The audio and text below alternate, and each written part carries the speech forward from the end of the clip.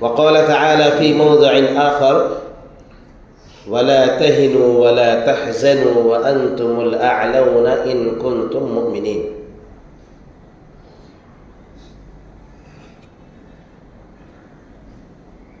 حاضرین جمعہ، دینی بھائیوں، بزرگوں، نوجوانوں، عزیز بچوں،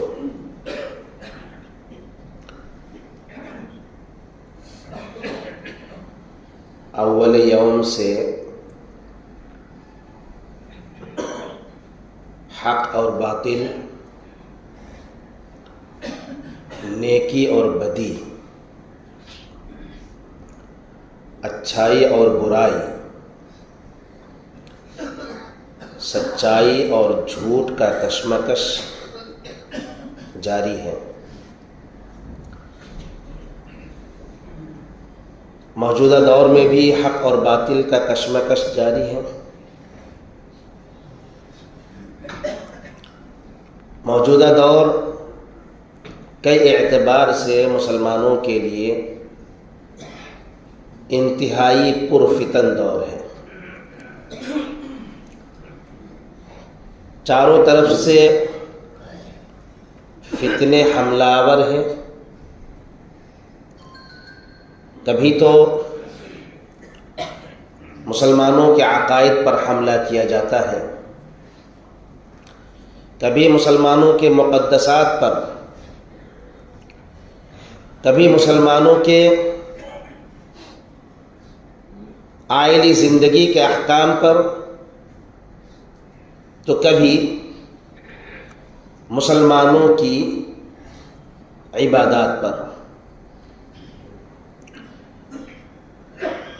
اور یہ حملہ چوطرفہ ہے۔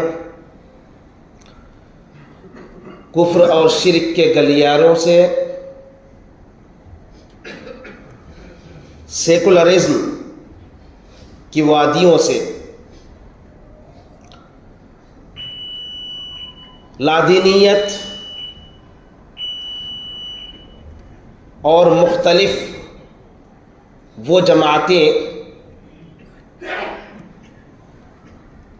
جو کسی دھرم اور مذہب کو نہیں مانتی، ان کی طرف سے یہ حملہ شدت کے ساتھ جاری و ساری ہے۔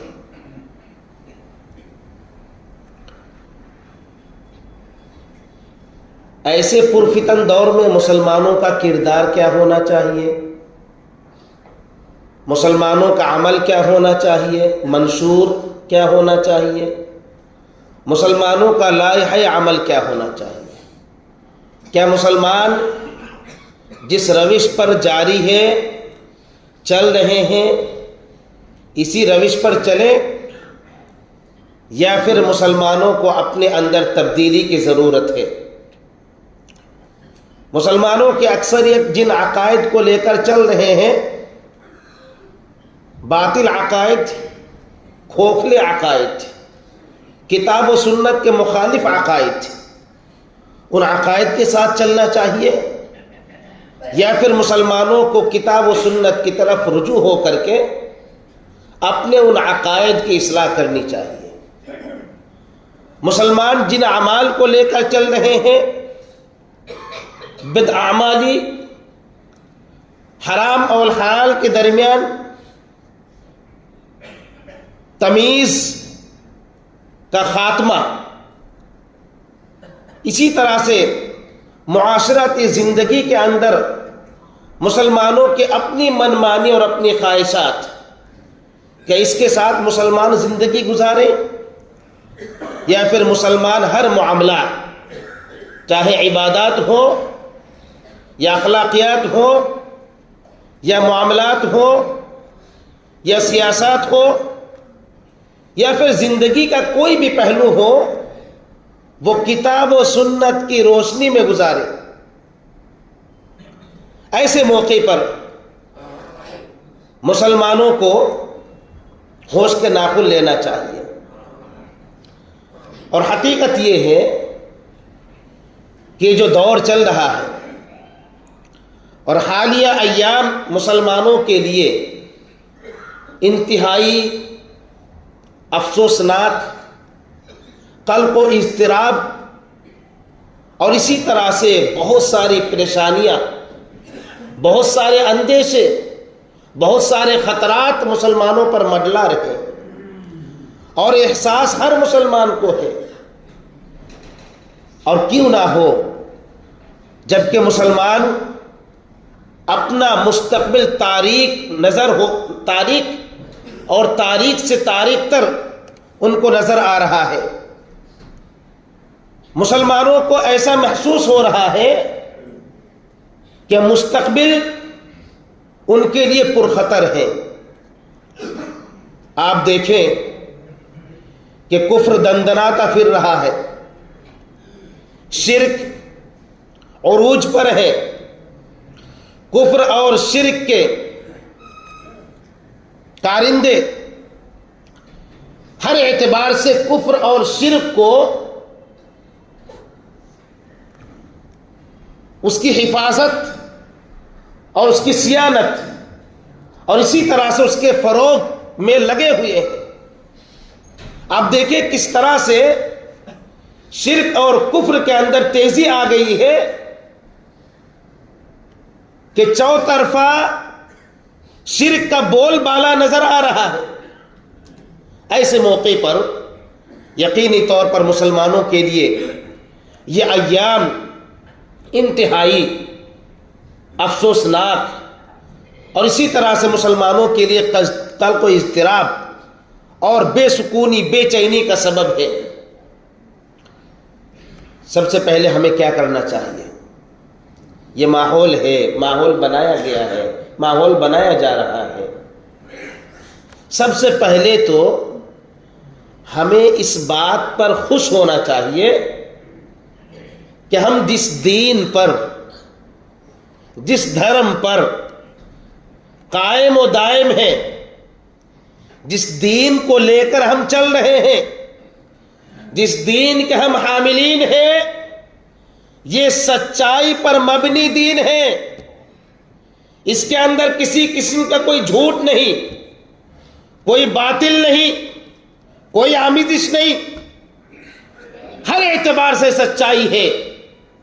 دلائل ہمارے پاس ہے، براہین ہمارے پاس ہے، ہمارے پاس وہ دلائل کے اعتبار سے قوتیں ہیں کہ دنیا کی کوئی طاقت ہمارے دلائل کا سامنا کرنے کی استطاعت نہیں رکھتی ہے۔ کائنات، اس کا خالق ایک ہے، تمام انسان اس کا بنانے والا ایک ہے۔ کائنات میں جو کچھ ہم دیکھتے ہیں، آسمان کی طرف نگاہ اٹھاتے ہیں تو آسمان کے سورج، چاند، ستارے، سیارے، زمین کے اندر نہ جانے کتنے سارے مخلوقات، حیوانات کی شکل میں، نباتات کی شکل میں، چرند و پرند کی شکل میں، ہواؤں کی شکل میں، دریاؤں اور سمندروں کی شکل میں، درختوں کی شکل میں اللہ کی لا تعداد مخلوقات ہیں۔ یہ ساری کی ساری مخلوقات، اس کا بنانے والا ایک ہے۔ اور یہ صرف یہ نہیں کہ دعوے کے طور پر دلیل ہے، بلکہ عقلی طور پر بھی یہ بات ثابت شدہ ہے کہ کائنات کا خالق اور مالک ایک ہے، کوئی ایک اوپر والا ہے جس نے بنایا ہے۔ اور یہ تصور تو ہر وہ انسان جو کسی نہ کسی مذہب سے، آسمانی دین سے جڑا ہوا ہے، وہ یہ عقیدہ ضرور رکھتا ہے۔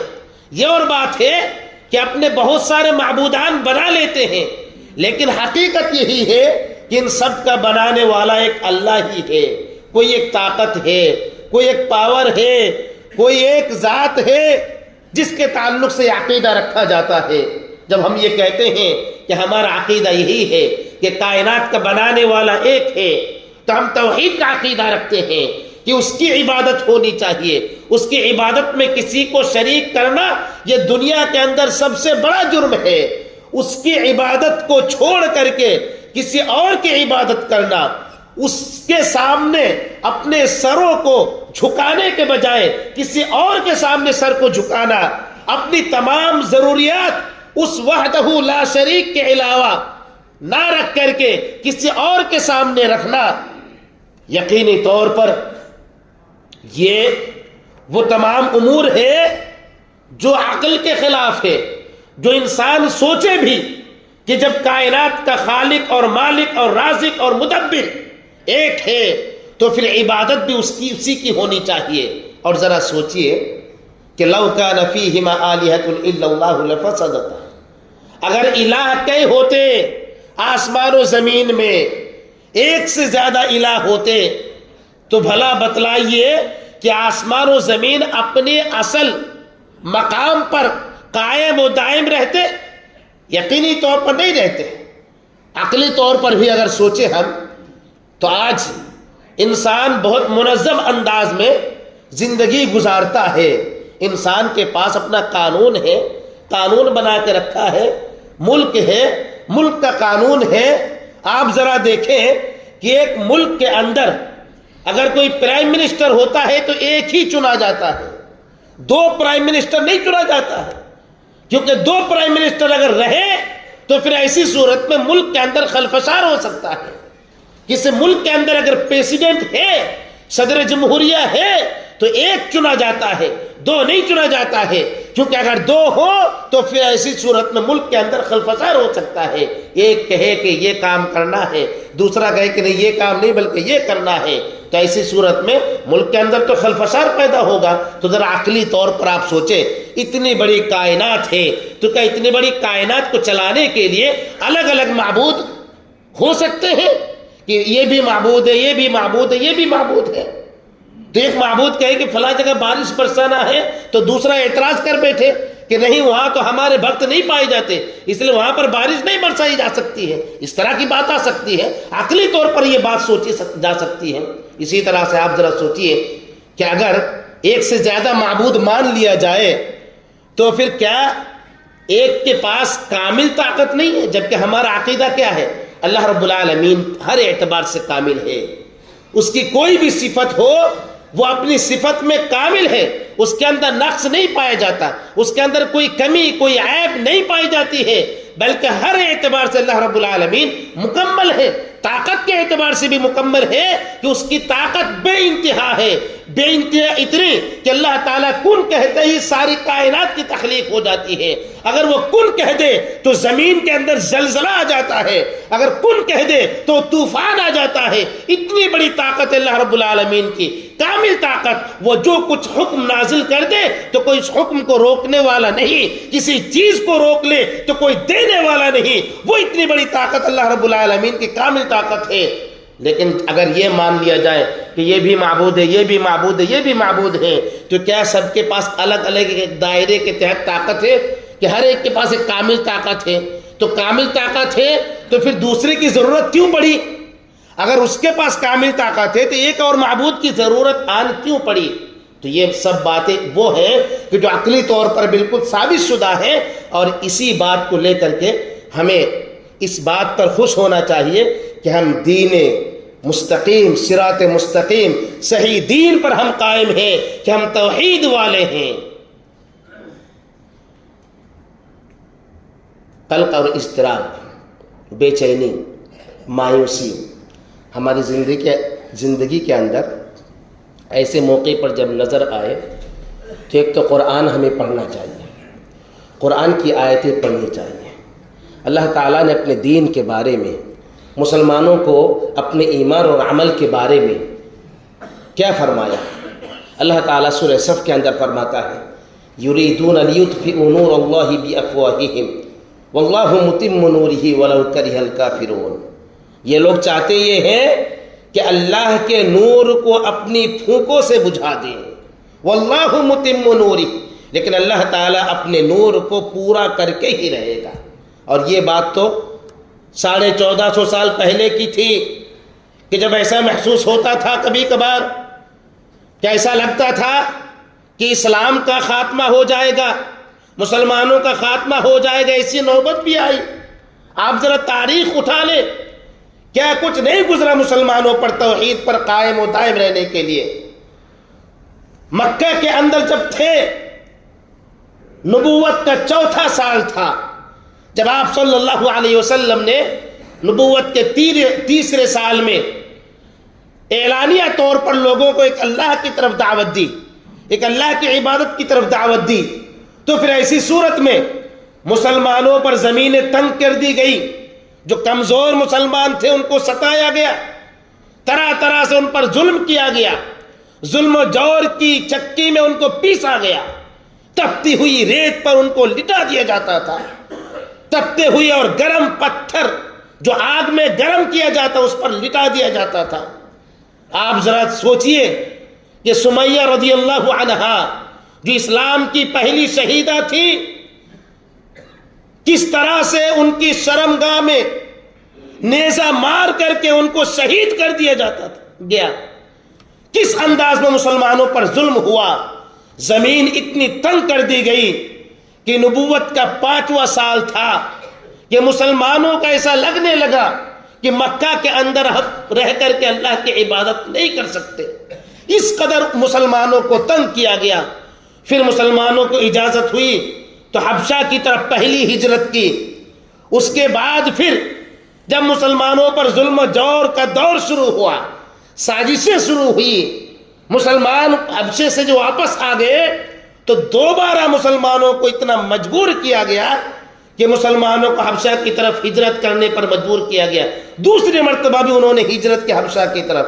حبشہ جب چلے گئے تو یہاں چین سے رہنے نہیں دیا گیا، بلکہ یہ اپنے سفیر کو بھیجتے تھے اور حبشہ کے بادشاہ کو ورغلاتے تھے، یہ تمہارے عیسیٰ علیہ السلام کے بارے میں کیا کہتے ہیں؟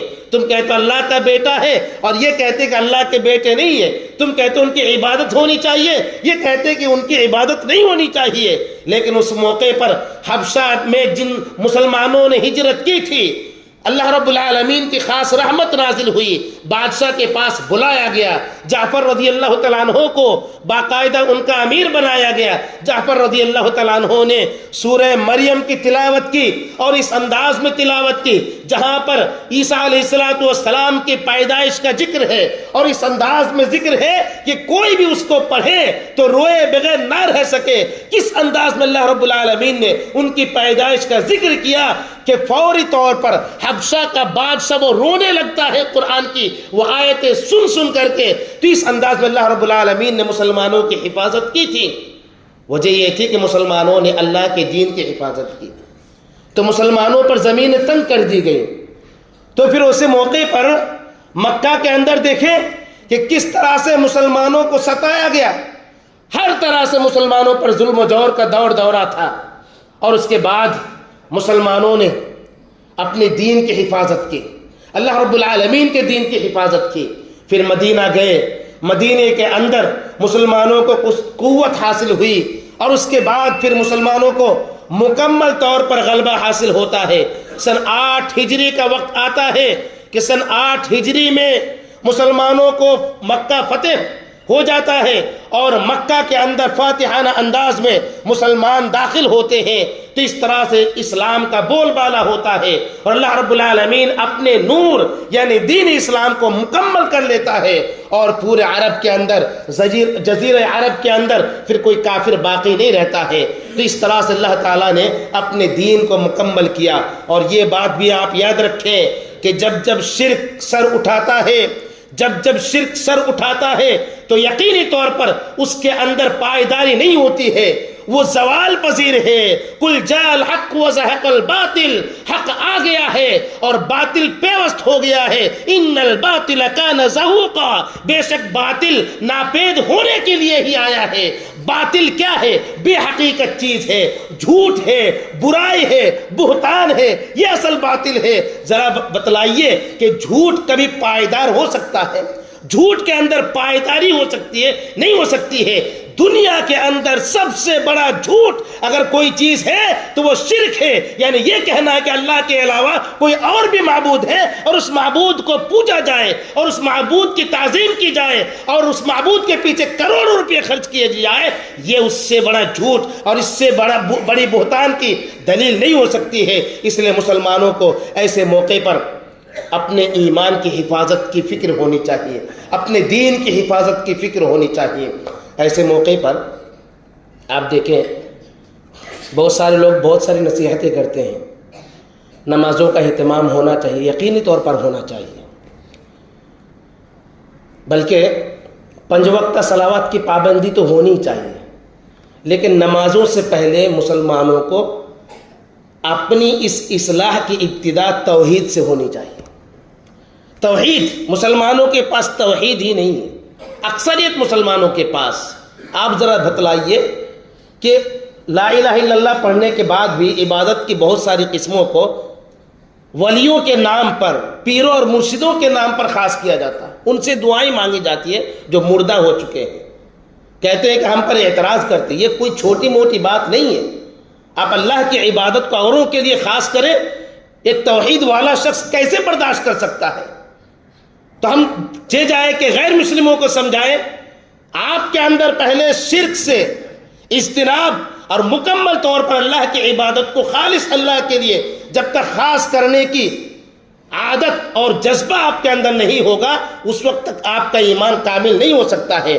لہٰذا ابتدا توحید کی اصلاح سے ہونی چاہیے کہ آپ اپنے توحید کی اصلاح کریں، کہ آپ جب کہتے ہیں اللہ کے علاوہ کوئی معبود نہیں تو کسی اور کے لیے سجدہ نہیں، کسی اور سے دعا نہیں، کسی اور کے لیے نظر و نیاز نہیں، بلکہ سب اللہ رب العالمین کے لیے، کیونکہ یہ وہ چیزیں ہیں جو خالص عبادت ہے۔ اور ہم کہتے ہیں ایاک نعبد، ہم تیری ہی عبادت کرتے ہیں۔ تو جب عبادت کی ان قسموں کو ہم اللہ کے ولیوں کے لیے موڑ دیتے ہیں تو پھر خالص اللہ کی عبادت کہاں ہوئی؟ تو مسلمانوں کو شرک سے کلی طور پر اجتناب کی ضرورت ہے، عقیدے کی اصلاح کی ضرورت ہے، توحید کا جو صحیح مفہوم سلف صالحین نے ہمیں بتایا ہے وہ مفہوم ہمیں سمجھنے کی ضرورت ہے، اور پھر اسی کے تحت دین کے سارے اعمال کرنا چاہیے۔ نمازوں کی پابندی ہے، اسی طرح سے حلال اور حرام کے درمیان تمیز ہے، معاشرتی طور پر ہم جو رہن سہن اختیار کرتے ہیں یہ بھی اسلام اور نبی صلی اللہ علیہ وسلم کی سنت کے تحت ہی ہونا چاہیے۔ اس بات کا ادراک ہمارے اندر ہونا چاہیے اور احساس ہونا چاہیے،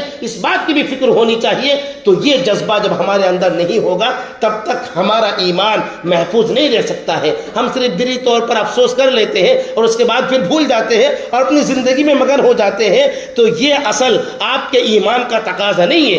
ایمان کا تقاضا یہ ہے کہ عقیدے کے اعتبار سے، عمل کے اعتبار سے ہم اپنے ایمان کی حفاظت کریں۔ اللہ تعالی ہمیں صحیح سمجھ عطا فرمائے، اللہ تعالی مسلمانوں کو صحیح سمجھ عطا فرمائے، مسلمانوں کو دین کی حفاظت کرنے کی توفیق عطا فرمائے۔ ہمارے پاس جو بھی ٹوٹا پھوٹا ایمان ہے یا اللہ تعالیٰ اس کی تو حفاظت فرما، مسلمانوں کی حفاظت فرما، مسلمانوں کے خون کی حفاظت فرما، مسلمانوں کے مستقبل کی حفاظت فرما۔ مسلمانوں کے پاس جو مسائل ہیں، جو پریشانیاں ہیں، جو مسلمانوں کے اندیشے ہیں، مسلمانوں کے پاس جو مسلمانوں کے اندر جو بے چینی ہے، جو قلب و اضطراب ہے، اللہ تعالیٰ تو دور فرما۔ جس طرح سے صحابہ کرام کے قلب و اضطراب کو تو نے دور کیا تھا، ویسے ہمارے اندر بھی بہت ساری بے چینی ہے، اللہ تو ہماری بے چینیوں کو دور فرما۔ اللہ تعالیٰ تو توحید کو غالب کر۔ اللہ رب العالمین ہماری زندگی کے اندر ہمیں توفیق دے کہ ہم اپنی زندگی کے اندر توحید کو غالب کر سکیں، ہم عملی طور پر خالص کتاب و سنت کے ہم عامل اور پیروکار بن جائیں، اس بات کی توفیق عطا فرما۔ مسلمان جہاں کہیں بھی ہیں اللہ تعالیٰ تو ان کی حفاظت فرما، مسلمانوں کی پریشانیوں کو دور فرما۔ آمین وآخر دعوانا ان الحمد للہ رب العالمین۔ إن الحمد لله نحمده ونستعينه ونستغفره ونعوذ بالله من شرور أنفسنا ومن سيئات أعمالنا، من يهده الله فلا مضل له ومن يضلل فلا هادي له، وأشهد أن لا إله إلا الله وحده لا شريك له، وأشهد أن محمدا عبده ورسوله. أما بعد فإن خير الحديث كتاب الله، وخير الهدي هدي محمد صلى الله عليه وسلم، وشر الأمور محدثاتها، وكل محدثة بدعة، وكل بدعة ضلالة، وكل ضلالة في النار. أعوذ بالله من الشيطان الرجيم. إن الله يأمر بالعدل والإحسان وإيتاء ذي القربى وينهى عن الفحشاء والمنكر والبغي يعظكم لعلكم تذكرون واذكروا الله يذكركم وادعوه يستجب لكم ولذكر الله أكبر والله يعلم ما تصنعون.